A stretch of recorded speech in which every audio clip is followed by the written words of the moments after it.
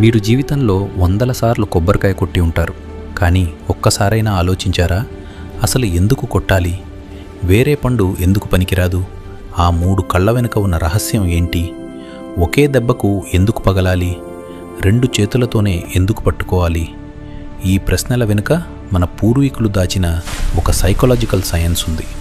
ఆ రహస్యం తెలిస్తే మీరు కొట్టే ప్రతి కొబ్బరికాయ మీ అదృష్టాన్ని మారుస్తుంది. ఈ వీడియో చివరి వరకు చూడండి. మన మహర్షుల అసలైన జీనియస్ ఏంటో మీకు అర్థమవుతుంది. అసలు కొబ్బరికాయ అంటే ఏమిటి? మన సంప్రదాయంలో కొబ్బరికాయను శ్రీఫలం అంటారు. ఇది కేవలం ఒక పండు కాదు, ఇది ఒక మనిషికి పర్ఫెక్ట్ మిర్రర్. చూడండి బయట ఎలా ఉంటుంది. పీచుతో, గట్టి పెంకుతో కఠినంగా ఉంటుంది. లోపల ఎలా ఉంటుంది? స్వచ్ఛమైన నీరు, తీయని కొబ్బరి. ఇది మన మనిషి స్వభావం. బయటికి మనం అహంకారం, కోపం, కఠినత్వంతో ఉంటాం. కానీ మన ఆత్మ లోపల ప్రేమ, దయ, మంచితనం ఉంటాయి.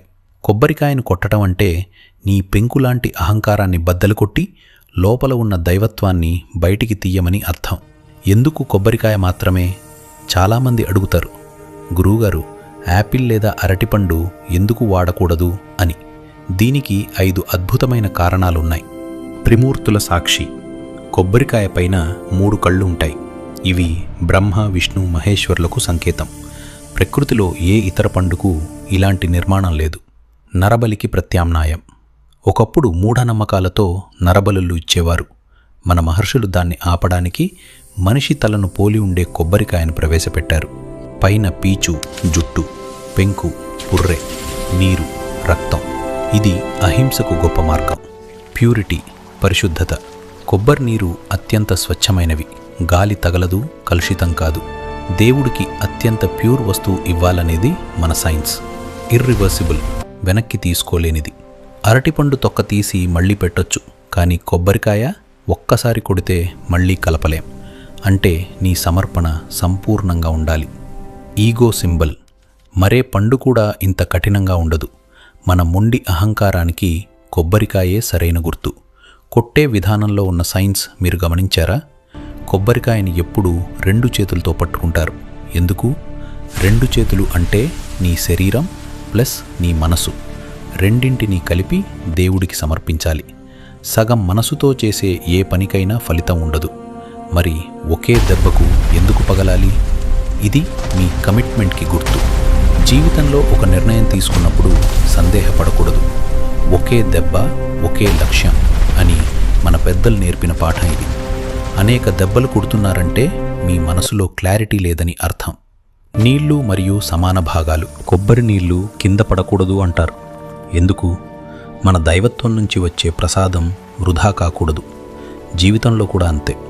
నీ ప్రేమ, నీ టైం ఎవరికైనా ఇస్తే అది సంపూర్ణంగా అందాలి. మధ్యలో వృధా కాకూడదు. అలాగే 2 భాగాలు సమానంగా రావాలి అంటారు. దీని అర్థమేంటో తెలుసా? Life balance. సుఖం వచ్చినా, దుఃఖం వచ్చినా రెండింటినీ సమానంగా స్వీకరించడమే జ్ఞానం. ఒక భాగం నీది, ఒక భాగం దేవుడిది. అంటే నువ్వు సంపాదించిన దానిలో సగం పంచుకోవాలి అనే సందేశం కూడా ఇందులో ఉంది. సో ఫ్రెండ్స్, ఈసారి మీరు కొబ్బరికాయ కొట్టినప్పుడు ఈ 5 విషయాలు గుర్తుంచుకోండి. అహంకారాన్ని వదిలేయండి. ఏ పని చేసినా 100% శ్రద్ధతో 2 చేతులతో చేయండి. బలమైన నిర్ణయాలు, ఒకే దెబ్బ తీసుకోండి. సంపూర్ణంగా పంచుకోండి. జీవితంలో బ్యాలెన్స్ పాటించండి. మన సంప్రదాయంలో ప్రతి ఆచారం వెనుక ఇలాంటి అద్భుతమైన సైన్స్ ఉంది. మన పూర్వీకుల గొప్పతనాన్ని ప్రపంచానికి చాటి చెబుదాం. పెద్దలారా, మన సంస్కృతి సముద్రమంత గొప్పది. ఇందులో నేను తెలుసుకున్నది ఒక చిన్న బిందువు మాత్రమే. నేను ఎంతో గౌరవించే చాగంటి కోటేశ్వరరావు గురువుగారికి, గడికపాటి నరసింహారావు గురువుగారికి మరియు నండూరి శ్రీనివాస్ గురువుగారికి నా ఈ చిరు ప్రయత్నం ఒకవేళ చేరితే, ఇందులో ఏవైనా పొరపాట్లు ఉన్నా దయచేసి నన్ను క్షమించి మీ సూచనలను తెలియజేయాలని కోరుకుంటున్నాను. మీ అందరి ఆశీస్సులు నాపై ఉంటాయని ఆశిస్తున్నాను.